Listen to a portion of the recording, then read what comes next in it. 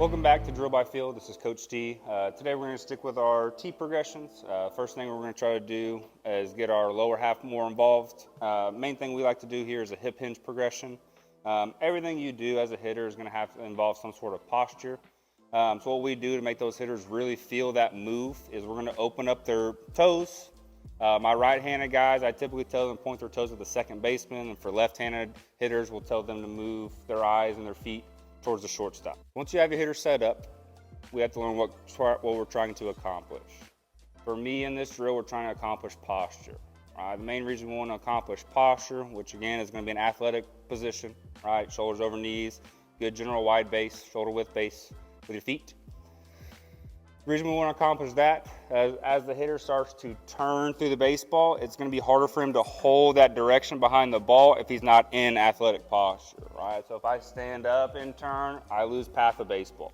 So what we try to accomplish with our hip hinge progression is going to be 3 different variables. We'll choke up on our bat, and if you have a small bat, it's even better. But we're going to go in 3 different parts. We'll go do a contact, we'll go through extension, and we'll get a full swing with a top hand release.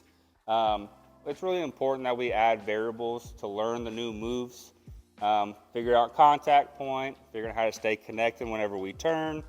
All really important whenever balls are eventually going to be thrown at us. So while trying to accomplish goal 1, there's a couple things you need to understand, right? With less barrel length, right, because we're extended so far off the knob, okay, or if you're using a smaller bat, some players might have to get a little bit closer to the plate, solely because we're not trying to get disconnected to make this move, right? We're really trying to hold this, what we call a power V, in our back arm through contact. To demonstrate, eyes out to the pitcher, K to K, turn through contact. K to K, turn through contact. For the second step of the progression, we'll go through extension.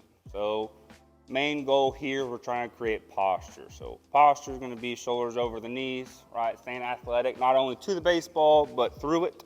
We have a lot of guys who do a really good job getting to contact in that barrel and shoulder exit stage left. Okay, really poor for holding direction, really poor for staying on baseball for a long time. So to demonstrate, okay, we're going to get just a little bit less off the knob. We'll get a little bit further off the plate. Okay, same goals apply. We're going to try to hit our breaks out in front through the pitcher's forehead.